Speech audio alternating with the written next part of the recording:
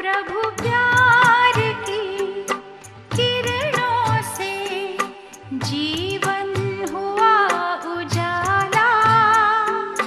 पलकों में बिठा के हमें बड़े प्यार से है पाला।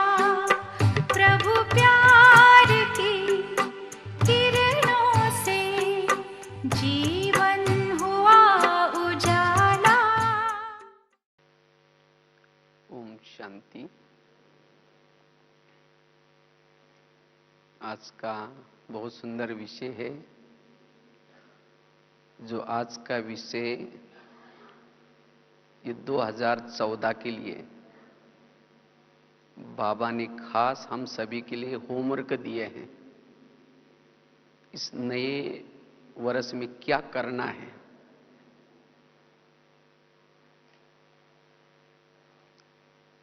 सभी ने हाथ भी खड़ा किया था, बड़े खुशी से कहा था कि हम कमजोरी को समाप्त करेंगे। क्यों बाबा ने ये होमवर्क दिए हैं? क्योंकि हमारा सबका लक्ष्य है कर्मातीत बनना, बाप समान बनना, अशरीरी बनना, विदेही बनना। ये हमारा सबका लक्ष्य है। लेकिन इस लक्ष्य तक पहुंचने के लिए ये कमजोरी बहुत बड़ा विघ्न है।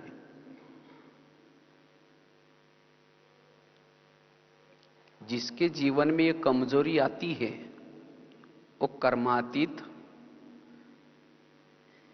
नहीं बन सकता, अशरीरी नहीं बन सकता, विधेयी स्थिति का अनुभव नहीं कर सकता। आज भी शायद आप लोगों ने वरदान बड़े ध्यान से सुना होगा। बाबा ने 3 बातें कर्मातीत के लिए बाधक बताई। कर्म और संबंध में अगर स्वार्थ है, बंध जाएंगे, कर्मातीत नहीं बन सकेंगे। व्यर्थ भाव या स्वभाव है, कर्मातीत नहीं बन सकेंगे। और तीसरी बात बताई थी, अगर पुराने संस्कार जीवन में विघ्न डालते हैं, कर्मातीत नहीं बनेंगे। तो ये पुराना संस्कार कहें या कमजोरी कहें, ये पुरुषार्थ में बाप समान बनने में विघ्न रूप है। और जिसके जीवन में कमजोरी आती है, रिपीट होती है, वो खुशनुमा नहीं रह सकता, उसकी खुशी गायब होती है। बाबा मिला है, संगम युग चल रहा है, खुशियों का युग है, तो भी ऐसी आत्मा के चेहरे पर खुशी नहीं होगी। लोग कहेंगे, भाई क्या हुआ आपको, क्यों खुश नहीं है? उसको पता है कि आज मैं हार गया हूं, मेरे कमजोरी ने मुझे हराया है। खुश कैसा रहेगा? अगर दुश्मन ने किसी को बंदी बनाया है, वो कभी भी खुश नहीं रह सकता। इसलिए इस 2014 में अपने अंदर जो कमजोरी है, उस कमजोरी को खत्म करना है। तब सदा हम खुशी में रह सकेंगे।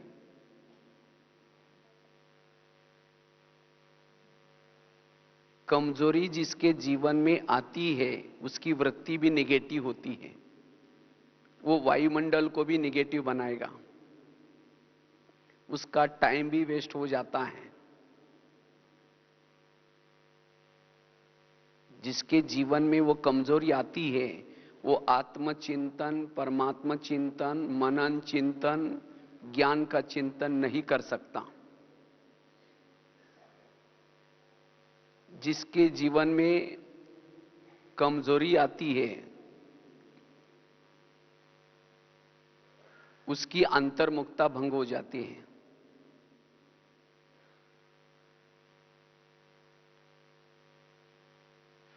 इसलिए इस वर्ष में हमें यह पुरुषार्थ करना है।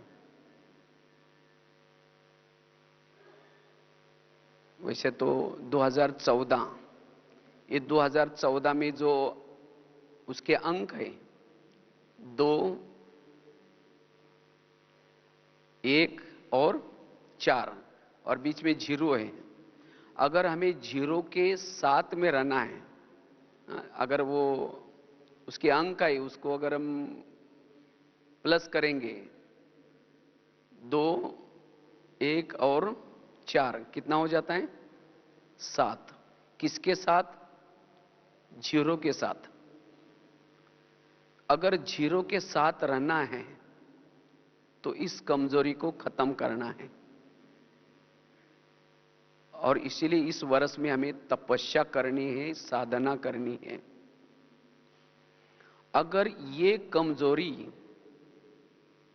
हर एक के अंदर जो कमजोरी है उसको खत्म नहीं किया तो आगे आने वाले समय में वो कमजोरी अंश का वंश बन सकता है। उस एक कमजोरी से अनेक कमजोरियां पैदा हो सकती है। इसीलिए इस वर्ष में बाबा ने कहा मैं तुम्हें मदद करूंगा, आप केवल दृढ़ता से उसको खत्म करने का पुरुषार्थ करना। अगर इस वर्ष में हमने उसके पर ध्यान नहीं दिया, अंतिम समय वही कमजोरी माया के प्रवेशता का गेट बनेगा। इसलिए इस नए वर्ष में इस कमजोरी को परिवर्तन करना है। कमजोरी के वश में रहने वालों को निर्विघ्न नहीं कहेंगे, उसके जीवन में विघ्न है, ये बहुत बड़ा विघ्न।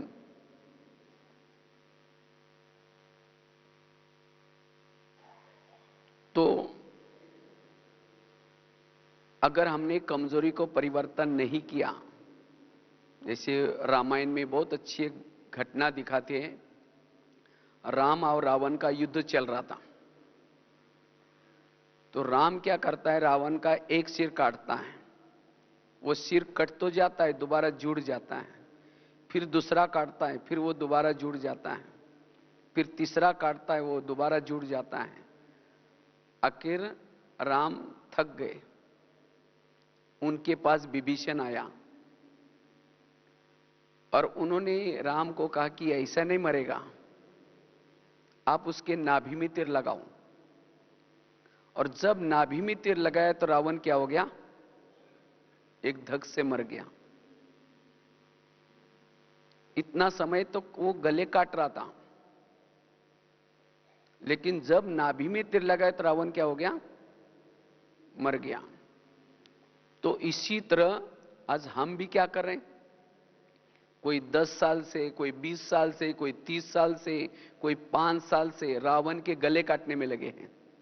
गले अर्थात कभी काम का गला काट देते हैं, वो गला तो कट जाता है, दोबारा जुड़ जाता है। फिर कभी क्रोध का काटते हैं, कभी लोभ का काटते हैं, लेकिन रावण नहीं मर रहा है। क्यों? हमने उसके नाभि में तीर नहीं लगाया है। तो रावण की नाभि है स्वयं की कमजोरी। और इसीलिए इस वर्ष में अगर अपने अंदर के रावण को खत्म करना है तो नाभि में तीर लगाना है, अर्थात अपनी कमजोरी को खत्म करना है। इसलिए बाबा ने कहा ना, एक विशेषता धारण करो। एक विशेषता धारण करने से कमजोरी क्या हो जाएगी, खत्म हो जाएगी। क्योंकि विशेषता अगर धारण करते, जैसे घर में अंधेरा है, अगर वहां लाइट जलाओ तो अंधेरा क्या हो जाएगा? भाग जाएगा। इसी तरह कमजोरी को खत्म करने का साधन है, जो स्थिति आपको अच्छी लगती है, जिससे आप खुश रहते हैं, जिस स्थिति में रहने से आपका योग अच्छा लगता है, आपको अतीन्द्रिय सुख मिल जाता है, जिस गुण को या विशेषता को अपनाने से माया आपके ऊपर वार नहीं करती, ऐसे स्थिति को, ऐसे विशेषता को डेवलप करो, उसको गहराई में जाओ, उसका अनुभव करो। अगर उस एक स्थिति के गहराई में जाएंगे, वो कमजोरी ऑटोमेटिकली खत्म हो जाती है। हमारे जीवन में कमजोरी क्यों आते हैं? क्योंकि हम उस विशेषता के तरफ कभी कभी थोड़ा सा डोंट केयर कर लेते हैं,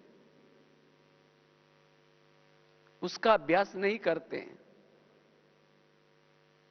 और उसके कारण वो कमजोरी कभी कभी हमारे जीवन में अटैक करती है।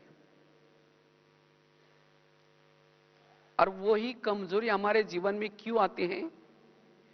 क्योंकि उसी कमजोरी से हमने जन्म जन्मांतर से, द्वापारिक से लेकर के क्षणिक सुख लेने का प्रयत्न किया है। जब कभी दुखी बने, परेशान हुए, कोई घटना हो गई, तो ऐसे कमजोरी का हमने सहारा लिया और क्षणिक सुख लिया है, और इसीलिए वो कमजोरी अब नहीं जा रहे। उस कमजोरी के साथ हमारा कोई हिसाब किताब बना हुआ है। जैसे भीष्म के सामने जब शकंडी आता है, उसी समय भीष्म महारथी था, इतने उसके पास सब विद्या थी, लेकिन कोई भी बाण उसके काम नहीं करते। इसी तरह ये कमजोरी हमारे जीवन की शिकंडी है। जब वो कमजोरी की कुछ बातें सामने आती हैं, कुछ वातावरण सामने आ जाता है, तो क्या होता है, हमारे अंदर का ज्ञान, योग बाजू में रह जाता है और हम उसके अधीन हो जाते हैं, और फिर सोचते हैं ये क्या हो गया, ऐसा क्यों हो गया। इसलिए अपनी कमजोरी को अब हमें क्या करना है? खत्म करना है। तो हमारे अंदर कौन सी कमजोरी है, कैसे पता चलेगा? मेरे अंदर कमजोरी कौन सी है? आप कभी कभी अपने जीवन का खुद का एनालाइज करो। एनालाइज मतलब कभी एकांत में बैठ करके अपनी खुद की कमजोरी क्या है, और कैसा पता चलेगा वो? अपने लाइफ में, चाहे ज्ञान से पहले या ज्ञान में आने के बाद, मैंने कौन से विकारों के वश या कौन से संस्कार के वश बार बार गलतियां की हैं, वो हर एक को पता है। इस जीवन की कहानी हर एक को पता है, और ये है मैं हमारी कमजोरी। इस जीवन में, चाहे अज्ञान काल में या ज्ञान काल में, जो घटना, जो संस्कार, जो कमजोरी मेरे जीवन में बार बार रिपीट हुई है, यही मेरी कमजोरी है। और उस कमजोरी को मिटाना, यही हमारा पुरुषार्थ है। अगर वो एक कमजोरी आपकी खत्म हो जाएगी, तो बाकी छोटी छोटी कमजोरियां वो भी खत्म हो जाएंगी। जैसे अर्जुन किसको तीर लगाता है? दुर्योधन को। जब दुर्योधन मर जाएगा तो उसके साथ में जितने भी हो, एक तो भाग जाएंगे या एक तो उनके शरण में आ जाएंगे। इसी तरह अगर मेन जो कमजोरी हमारी, अगर उसको ही हम खत्म करेंगे, तो बाकी छोटी छोटी बातें ऑटोमेटिकली भाग जाएंगी, खत्म हो जाएंगी। इसीलिए बाबा कहते, बच्चे इस वर्ष में विशेष उस कमजोरी को खत्म करना है। और इसीलिए अपने जो विशेषता है जिससे आप खुश रहते हैं, उस गुण को डेवलप करना है।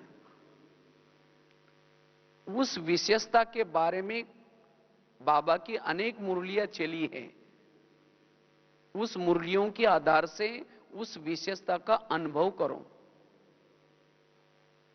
जो आपको विशेषता अच्छी लगती है, उस प्रमाण आप खुद नवीनता करो, और जिसको उस विशेषता के द्वारा सुख मिलेगा,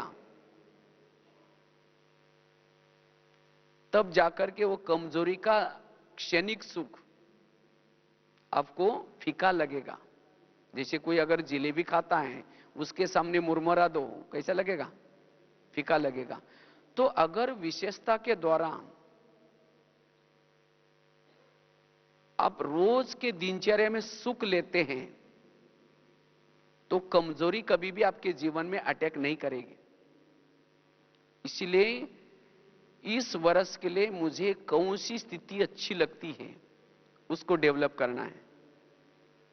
क्योंकि 5000 साल पहले भी हमने बीके बने थे, विजय बने थे। 5000 साल पहले भी हम कौन सा पुरुषार्थ करके विजय बने थे, कैसा पता चलेगा? इस कल्प में आपको जो स्थिति अच्छी लगती है, 5000 साल पहले भी आपने उसी स्थिति के द्वारा विजय बने थे। तो हम 5000 साल पहले जिस रास्ते में गए थे, उसी रास्ते में अगर जाएंगे, आपको सफलता मिल जाएगी उस कमजोरी को खत्म करने का। लेकिन अब तक हम क्या करते हैं, आज सोचते हैं कि ये करेंगे, फिर कल कुछ और बात सुनी तो सोचते हैं छोड़ो हम ये करेंगे, फिर वो कल फिर परसों इसको छोड़ देते हैं, फिर कहते हैं ये कहेंगे। 17 कुएं खोदते हैं, और जो 17 कुएं खोदता है, अनुभव नहीं होता, आखिर वो कमजोरी हमारे पर वार करती है। जो कोई ना कोई स्थिति के अनुभवी है, वो कभी भी कमजोरी के वश नहीं होंगे। इसीलिए बाबा ने खास अटेंशन दिलाया, इस वर्ष के लिए कोई विशेषता को लक्ष्य बनाओ और उसका अनुभव करो। ये अनुभव आपको कभी भी हिलाएगा नहीं, और उस कमजोरी को आप परिवर्तन कर सकेंगे। तो उस कमजोरी को हम परिवर्तन कैसे करें, उसके लिए आपको 8-10 बातें बड़ी प्रैक्टिकल हैं। उस बातों को अगर हम अटेंशन देंगे, तब आप उस कमजोरी को परिवर्तन कर सकते हैं। अब उसके ऊपर विजय कैसे प्राप्त करना है, क्या पुरुषार्थ करना है? पहला पुरुषार्थ है, पहली बात है बाप दादा की मदद। बाबा ने कहा मैं तुम्हें मदद करूंगा, तो बाप दादा की मदद के द्वारा उस कमजोरी को हम परिवर्तन कर सकते, खत्म कर सकते हैं। तो रोज अमृत वेला अपने कमजोरी के बारे में बाप दादा को सुनाऊं। जैसे पेशेंट, डॉक्टर जब चक्कर लगाता है, उस समय अपनी बीमारी क्या करता है, डॉक्टर को सुनाता है, तो डॉक्टर उसको मदद करता है, उसकी बीमारी से उसको मुक्त करता है। इसी तरह ये दुनिया भी बहुत बड़ा एक हॉस्पिटल है, और इसके अंदर किसी को काम की, किसी को क्रोध की, किसी को लोभ की, हर व्यक्ति को कोई ना कोई बीमारी लगी है, विकारों की बीमारी। और शिव बाबा कौन है? सुप्रीम सर्जन है। जैसे हॉस्पिटल में जब डॉक्टर चक्कर लगाता है, उसका चक्कर लगाने का टाइम भी अलग अलग होता है, अलग अलग वार्ड में अलग अलग टाइम पर जाता है। तो इसी तरह ये दुनिया भी बहुत बड़ा हॉस्पिटल है, और इसमें 4 वार्ड हैं, America ward, Africa ward, Europe ward, Asia ward. तो हम कौन से वार्ड में रहते हैं? एशिया वार्ड में। तो यहां बाबा का आने का टाइम है, डॉक्टर का आने का टाइम है 2 बजे से लेकर के 5 बजे तक चक्कर लगाता है।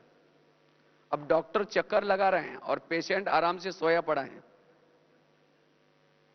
तो डॉक्टर चक्कर लगा करके चला जाएगा, उसकी दवाई नहीं मिलेगी। अच्छा, कोई पेशेंट उठा है और उठ करके डॉक्टर के चेहरे की तरफ देखता है, कुछ बोलता ही नहीं, दवाई मिलेगी? नहीं मिलेगी। इसी तरह हम भी कई भाई बहन अमृतवेला उठते हैं, कई तो सोते भी रहते हैं, कई तो उठ तो जाते हैं लेकिन आंखें बंद करके बैठ जाते हैं, कई तो आंखें तो खुली हैं लेकिन कुछ बोलते ही नहीं है, बस चेहरे की तरफ देखते रहते हैं। ऐसे को मदद नहीं मिलेगी, अपनी कमजोरी को परिवर्तन नहीं कर सकता।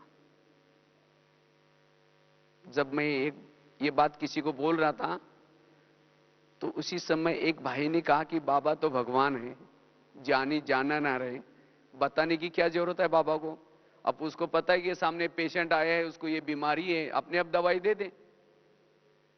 डॉक्टर तो पेशेंट के बारे में सब जानता है, इसको क्या क्या बीमारी है, क्या क्या प्रॉब्लम है, स्टडी किए हैं।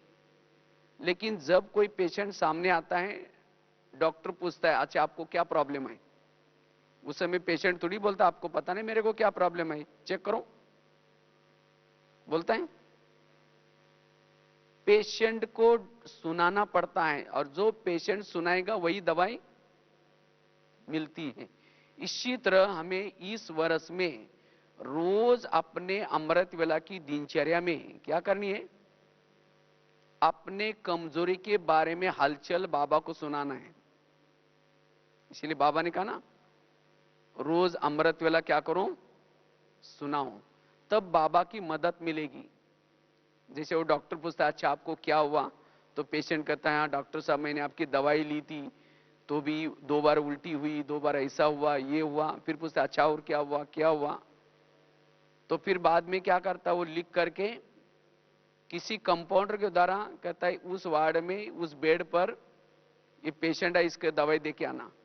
इसी तरह अगर आप अमृतवेला बाबा को सुनाएंगे तो आपकी कमजोरी की दवाएं, चाहे कोई कंपाउंडर के द्वारा, कोई मधुवन से कोई ना कोई बाबा किसी को भेज देगा, या फिर मुरली के माध्यम से, या फिर टचिंग के माध्यम से आपके कमजोरी की दवाई आपको पहुंच जाएगी, अगर आप बताएंगे तो। अगर नहीं बताएंगे बाबा की मदद नहीं मिलेगी। तो ये इस वर्ष में ये प्रयोग हमें करना है। यह है पुरुषार्थ उस कमजोरी को खत्म करने का। दूसरा पुरुषार्थ है, बाबा ने कहा कि महारथी की भी मदद लो। महारथी की मदद से भी आप उस कमजोरी को परिवर्तन कर सकते हैं। आपके सेंटर पर जिन आत्माओं को निमित्त बनाया जो आपसे सीनियर हैं, अगर आपके अंदर कोई कमजोरी है तो आपकी कमजोरी की बातें उनको सुना करके उनसे आप छूटने की राय ले सकते हैं। यह भी एक बहुत बड़ी युक्ति है। लेकिन हम क्या करते हैं, हम अपनी कमजोरी को किसी को सुनाते नहीं हैं। क्यों नहीं सुनाते? उनको लगता है कि अगर हम किसी बहन को बता देंगे, हमारे निमित्त को बताएंगे, तो हमारी निमित्त बहन हमें उस नजर से देखना शुरू करेगी, इसीलिए उस कमजोरी को छिपाते हैं। अगर कमजोरी को छिपाएंगे तो छिपाते छिपाते खुद भी छिप जाएंगे, ओम शांति हो जाएंगे। इसलिए कई भाई बहन कहते हैं ना, ये माता बहुत अच्छी थी, या वो भाई अच्छा था, ये कुमार बहुत अच्छा था, लेकिन पता नहीं अचानक क्यों चला गया। अचानक नहीं गया, कई दिनों से वो कमजोरी उसके ऊपर वार कर रही थी, लेकिन ना किसी को सुनाया, ना किसी से पॉइंट्स लिए, और इसीलिए वो खत्म हो गया। इसीलिए अपने कमजोरी को कभी भी छिपाना नहीं है। इसीलिए बाबा ने खास कहा, महारथी की भी क्या करो, मदद लो। अगर बताने की शर्म आती है, किसी और का नाम बताओ, उनके अंदर ऐसी ऐसी कमजोरी थी, हमको प्रश्न पूछा, हमने जवाब नहीं दे पाए, हम उनको क्या बताएं? है आपकी खुद की, लेकिन खुद का नाम बताने की शर्म आती है, तो ये भी युक्ति अपना सकते हैं।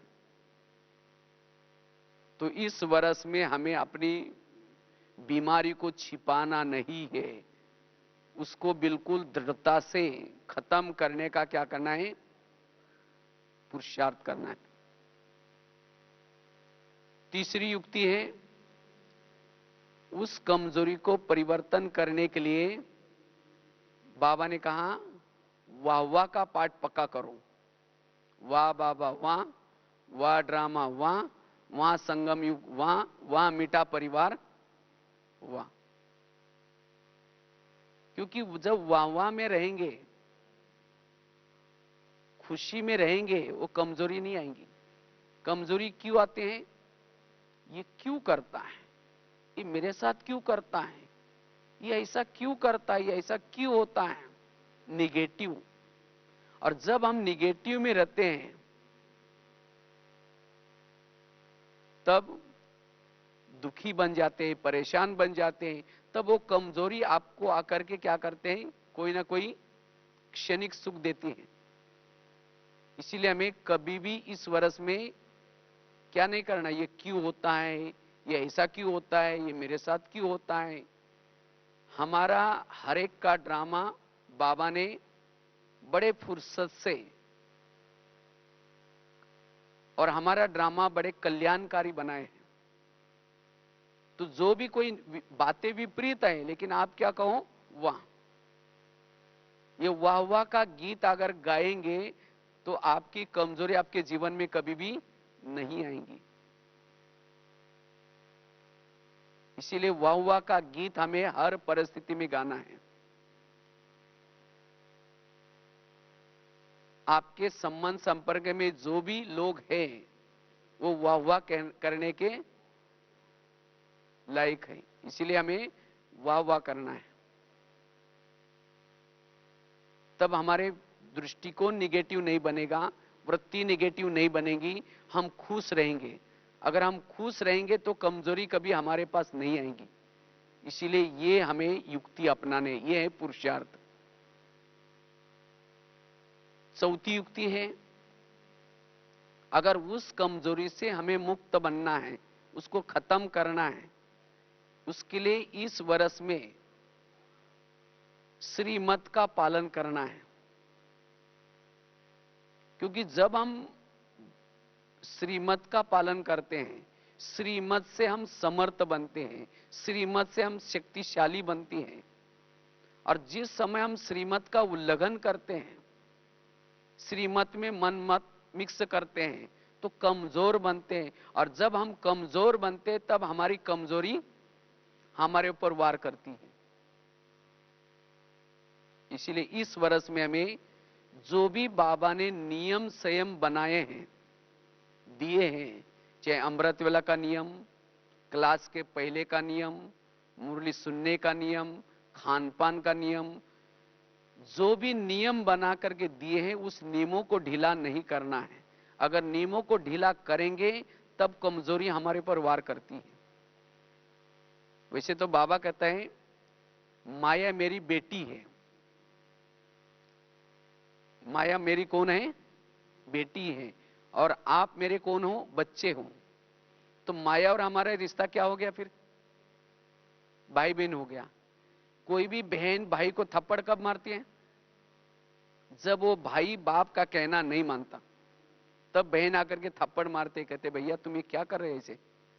तो इसी तरह माया भी बहन हमें थप्पड़ कब मारती है? जब हम बाप का कहना नहीं मानते, जब मनमत प्रमाण चलते हैं, श्रीमत का उल्लंघन करते हैं, उसी दिन माया आकर के थप्पड़ मारती। तो इसीलिए इस वर्ष में वो माया बहन मुझे थप्पड़ ना मारे, इसीलिए क्या करना है? श्रीमत का पालन करना है। जिस समय आप रोज अमृत वेला करते हैं, रोज मुरली सुनने के लिए अच्छी तरह आते हैं, रोज क्लास के पहले योग करते हैं, खान पान के नियम पर रहते हैं, तो कभी भी आपको माया थप्पड़ नहीं मारती, और ही माया खुश हो जाती कि वाह मेरा भैया तो बड़े अच्छे कमाई कर रहे हैं, वो ताली बजा करके खुशी मनाती है। लेकिन थोड़ा हमने नियम को तोड़ा, वो आकर के थप्पड़ मारेंगे। अभी भी कभी भी आपके जीवन में कमजोरी आई है, उन दिनों को याद करो।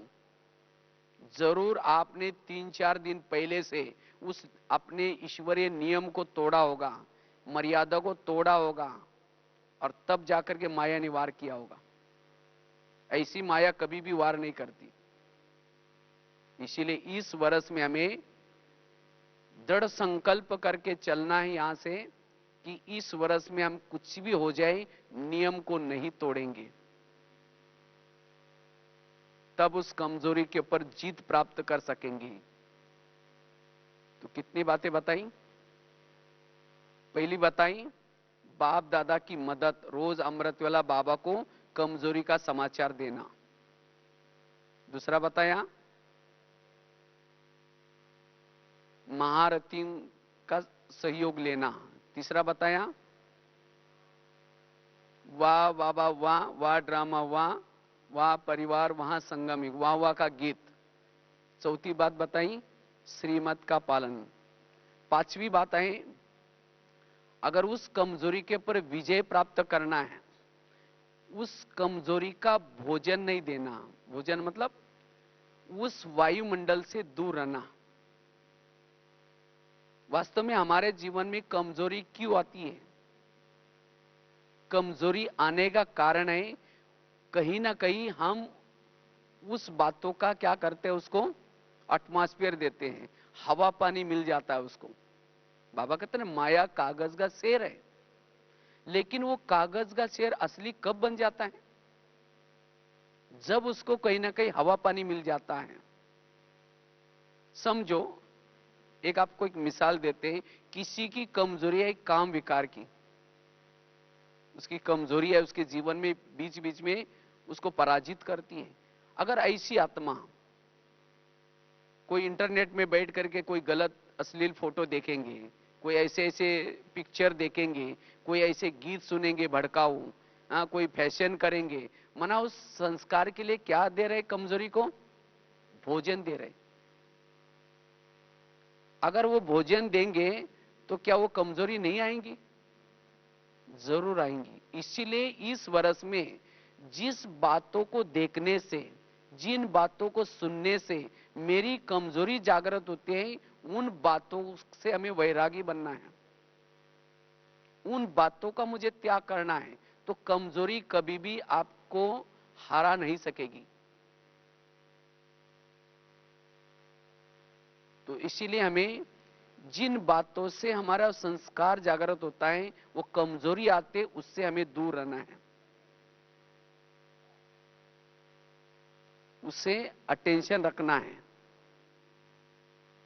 तब जाकर के वो कमजोरी के पर जीत प्राप्त कर सकते हैं। छठी युक्ति है, अगर उस कमजोरी से हमें बचना है, विजय प्राप्त करना है, इसीलिए स्वयं की ये शरीर पे जो किला है, उस किले को मजबूत करना है। कोई भी दुश्मन वार करता है, कहां से करता है? अगर किले की थोड़ी ईंट, दरवाजा अगर थोड़ा सा ढीला है तो क्या करता है? उससे में से वार करता है। तो कमजोरी आती कहां से? उसके लिए हमारे ही कर्मेंद्रिय क्या करते हैं? उसको सहयोग देते हैं अंदर घुसने के लिए, उस दुश्मन को घुसने के लिए सहयोग देती है। इसीलिए रोज, जैसे ब्रह्मा बाबा ने रोज अपना दरबार लगाया, हर इंद्रियों का दरबार लगाया, उनकी पूछताछ की, इसी तरह अगर हम रोज अपने शरीर रूपी किले को मजबूत करेंगे, अपने कर्मेंद्रिय को मजबूत करेंगे, तो कभी भी वो कमजोरी अंदर नहीं आएंगी। लेकिन हम कभी अपने कर्मेंद्रिय से बात भी नहीं करते, क्या क्या कर रहे हैं इसके तरफ हमारा ध्यान भी नहीं है, और उसके कारण वो कर्मेंद्रिय के माध्यम से वो कमजोरी अंदर घुस जाती है। इसीलिए रोज इस वर्ष में हमें अपना थोड़ा सा दरबार लगाना है, अर्थात हर कर्मेंद्रिय से बातें करनी है। हे कान, तुम मेरे इस राज्य के शान हो, अगर तुम ना होते तो मैं ईश्वरी महावाक्य कैसे सुनता। तुम्हारा बहुत बहुत धन्यवाद। मेरा तो तुम्हारे पर बहुत विश्वास है और इसीलिए मैंने तुमको बॉर्डर पर रखा है। हाँ, मैंने तो तुमको बॉर्डर पर तो रखा है, लेकिन आजकल तुम विरत बातें सुनते हो। इसीलिए हे कान, तुम मेरे राजा ही में रहते हो और मुझे धोखा देते हो। आज सारा दिन मैं चेक करूंगा, फिर रात्रि भी चेक करूंगा, सोने से पहले दरबार लगाऊंगा। अगर सारा दिन में तुमने कुछ व्यर्थ सुना है तो मैं तुम्हें सजा दूंगा। और ये भी नहीं सोचना मुझे कुछ पता नहीं चलेगा। आजकल मैंने चारों तरफ से इस किले के सीसी कैमरे लगाए हैं, क्योंकि आजकल जमाना है ना सीसी कैमरे का। इसी तरह आंख की चेकिंग, मुख की चेकिंग, मन की चेकिंग, बुद्धि की चेकिंग। जो रोज अपना दरबार लगाता है, अपने कर्मेंद्र का दरबार लगा करके उसकी चेकिंग करता है, वो कमजोरी नहीं आएंगी। कमजोरी आने का कारण है हमारे ही कोई, जैसे बॉर्डर पर रहने वाला कोई दुश्मन से मिला हुआ है, देश की हालत क्या हो सकती है।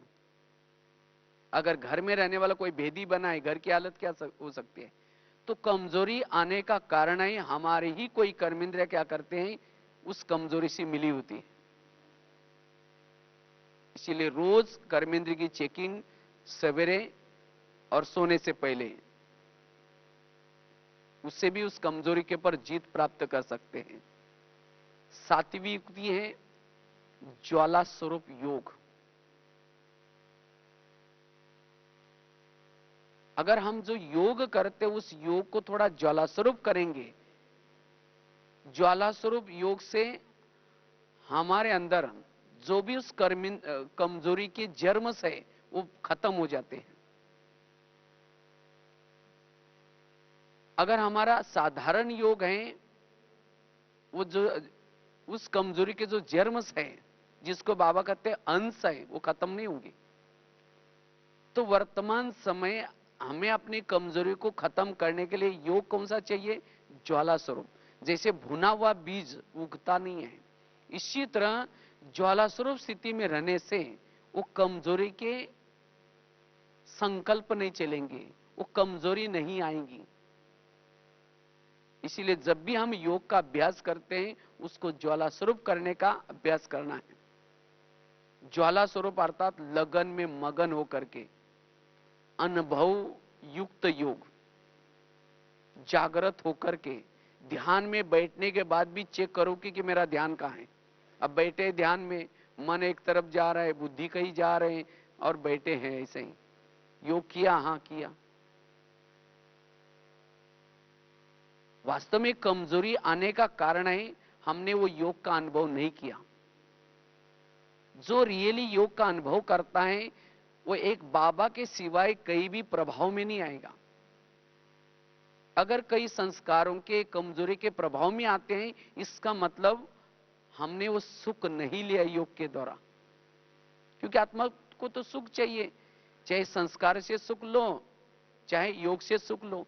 अगर योग से सुख देंगे, योग से सुख लेंगे, तो आपको वो संस्कार कभी भी, वो कमजोरी कभी भी नहीं आएंगी। इसीलिए हमें जब भी योग में बैठेंगे थोड़ा अटेंशन से अनुभव वाला योग करना है, तब वो कमजोरी हमारे ऊपर वार नहीं करेगी।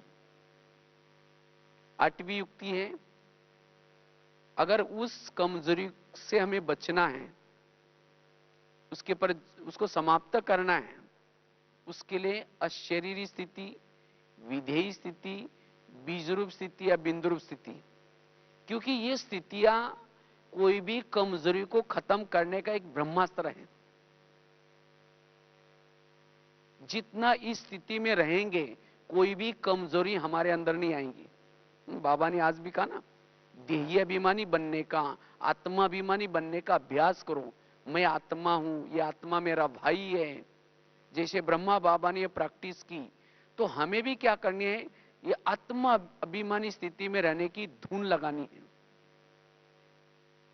जहां आत्माभिमानी स्थिति है वहां कोई भी बीमारियां नहीं हो सकती, कोई भी संस्कार, कोई भी कमजोरी नहीं हो सकती। जैसे जिस घर में लाइट होती है वहां कोई भी भूत नहीं रहता। इसी तरह जितना हमारे इस शरीर रूपी घर में आत्मा की लाइट चालू है, आत्मा अभिमानी स्थिति है, वो कमजोरी कभी भी अटैक नहीं करेगी।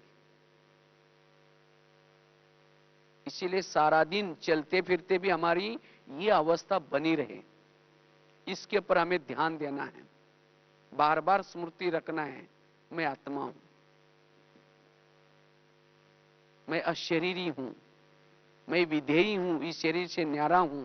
तो जितना ही आत्मा का पाठ हम पक्का करेंगे वो कमजोरी नहीं आएंगी।